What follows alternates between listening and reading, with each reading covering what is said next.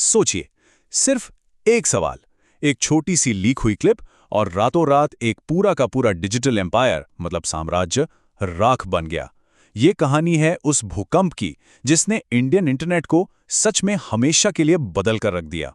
तो चलिए थोड़ा टाइम में पीछे चलते हैं। बात है 9 फरवरी 2025 की। इंडियाज गॉट टैलेंट का एक और बोनस एपिसोड चल रहा था। सब कुछ नॉर्मल था। गेस्ट जज थे रणवीर अल्लाबादिया, हाँ वही बियर बाइसेप्स। और माहौल तो वही था जिसके लिए ये शो फेमस था। बिंदास हंसी मजाक, थोड़े कह सकते हैं कंट्रोवर्शियल जोक्स और फैंस का फुल ऑन एंटरटेनमेंट। और फिर उसी एपिसोड में रणवीर ने एक फीमेल कंटेस्टेंट से वो सवाल पूछ लिया जो आने वाले तूफान की पहली आहट थी। अब देखिए मजे की बात क्या है, ये सवाल सिर्फ एक बार नहीं बल्कि पूरे 8 बार पूछा गया था। प्रोडक्शन टीम ने तो अपनी तरफ से 7 बार इसे एडिट करके हटा भी दिया, लेकिन बस एक छोटी सी गलती, एक चूक और वही एक क्लिप उस चिंगारी की तरह बन गई जिसने आगे चलकर सब कुछ जला देना था। और बस वही एक क्लिप लीक हो गई और लीक होते ही इंटरनेट पर ऐसी फैली जैसे जंगल में आग फैलती है।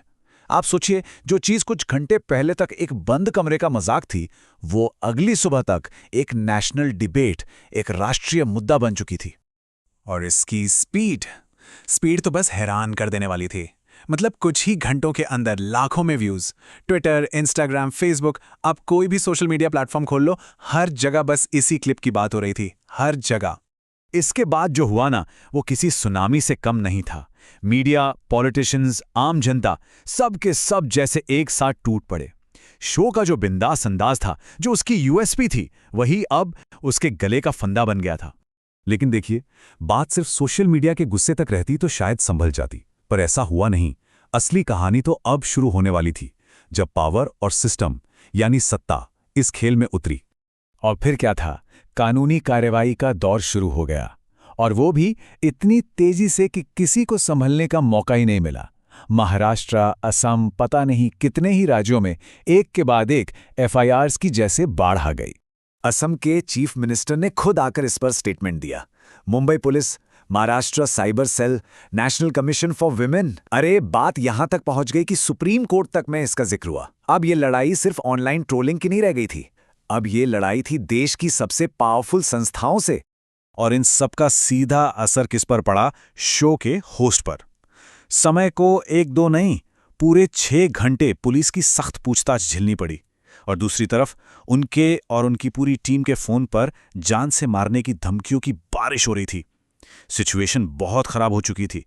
प्रेशर अब इतना ज्यादा बढ़ चुका था कि कुछ ऐसा होने जा रहा था जिसके बारे में शायद किसी ने सोचा भी नहीं होगा। अब वक्त था आखिरी चोट का।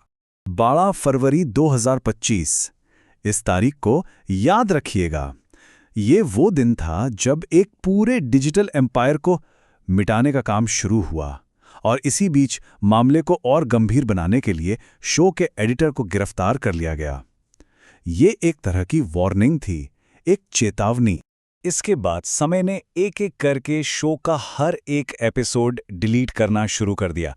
सोचिए, कुछ ही घंटों के अंदर पूरा का पूरा यूट्यूब चैनल खाली, बिल्कुल साफ। वो सब कुछ जो सालों की मेहनत से बनाया गया था, वो अब हमेशा हमेशा के लिए इंटरनेट से गायब हो चुका था। नतीजा बिल्कुल साफ था, क्रूर था और फाइनल था। एक ऐसा साम्राज्य जिसे बनाने में सालों लगे थे, वो कुछ ही दिनों में ढह गया। एक करियर जो रॉकेट की तरह ऊपर जा रहा था, वो अचानक जमीन पर आ गया।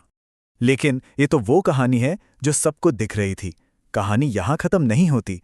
पर्दे के पीछे जो हो रहा था, वो इस पब्लिक ड्रामे से कहीं कहीं ज्यादा दर्दनाक था। इमोशनल इम्पैक्ट वो बहुत भयानक था।